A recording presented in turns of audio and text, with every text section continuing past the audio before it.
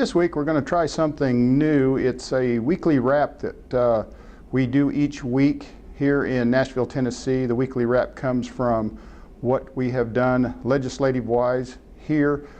Right now we're in the Cordell Hull building on the 4th floor, and with that I'm going to share with you the first weekly wrap that has come out with the help of the press secretary, all of that, some of the things that you get to see when you walk these halls. An example, the picture behind me, but also the awesome view in front of me, which is the Capitol. And let me turn the camera and see if we can get a good picture of that. And so this is where my office is located, on the 4th floor in room 402. And let's sit back, relax. Let's talk about the weekly wrap that we've had. And I'll be having these come weekly from different locations. So let's see what has been accomplished this week. The weekly wrap for January 11th, 2019. The 111th General Assembly convenes. Lawmakers officially sworn in. The 111th General Assembly officially convened this week in Nashville. Since 1979, the General Assembly has convened on the second Tuesday in January for an organizational session. This session always takes place in an odd-numbered year and cannot last more than 15 calendar days. Therefore, the General Assembly sets the date for convening the regular session. The Constitution provides that the legislature can meet 90 legislative days in regular session over the 2-year assembly period. On Tuesday, January 8th, all General Assembly members of the legislature was sworn in, taking the oath of office. A new era begins in the House with election of Speaker Cassida, Speaker Pro Tem Dunn.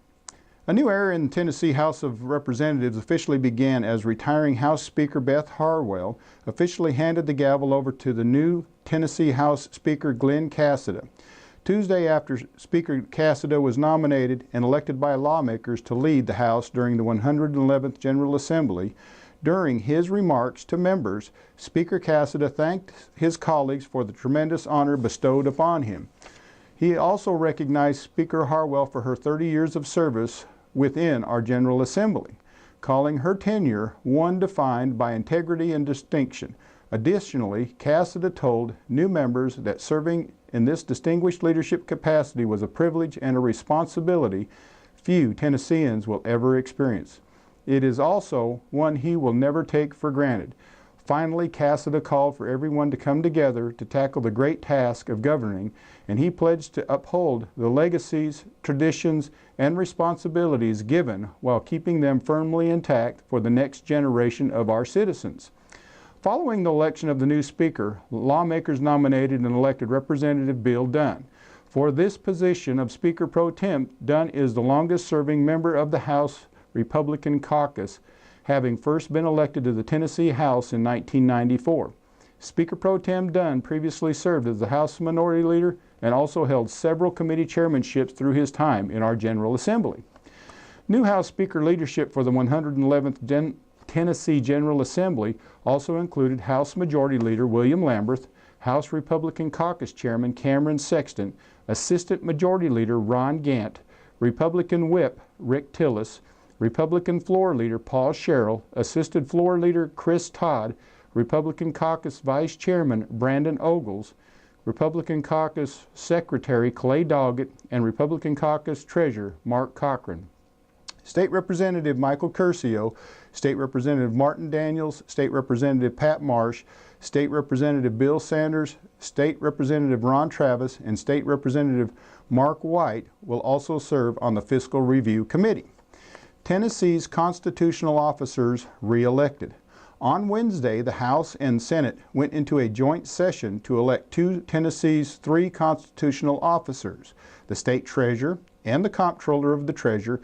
Members nominated and re-elected State Comptroller Justin P. Wilson and State Treasurer David H. Lillard, Jr. Both were elected by General Assembly members to 2-year terms.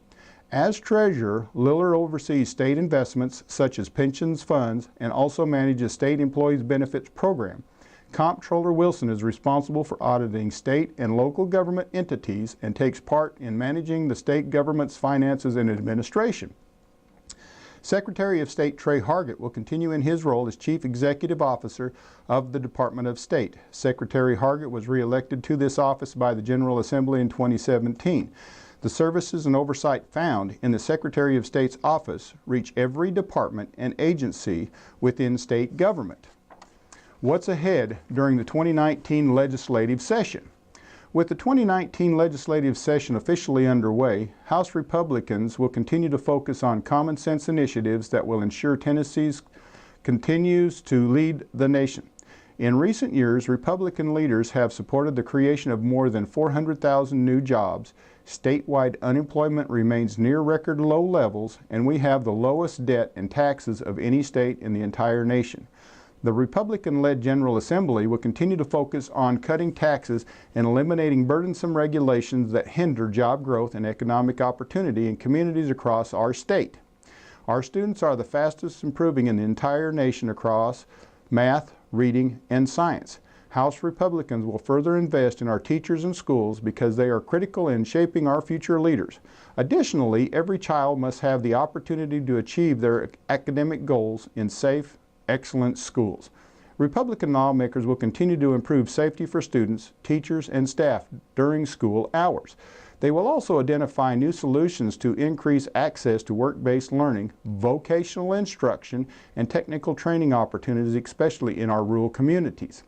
Criminal justice reform is also an important issue for the General Assembly this year. Republicans believe in a system of justice that meets present-day standards, not those of 30 years ago. This system must have fair sentencing and sentencing consistency. It must place an emphasis on preparing those who desire to re-enter society to become productive citizens. These modifications will further reduce statewide recidivism rates, save tax dollars, and improve safety within our communities. By creating initiative solutions to the address these and other complex issues, the efforts of Republican leaders will guarantee Tennessee remains the best place to live, work, and raise a family. Thank you for watching and have a blessed day. Now I'm going to share with you the halls of the Cordell Hull building, but also with my office. It's interesting when you walk the halls. This is the 1921 General Assembly. It was the 62nd General Assembly. You can see how they dressed in those days. Certainly with that, we'll slowly pan and catch a view of the state capitol. It's kind of a rainy day today. Been having a lot of rain. It's my assistant's office area.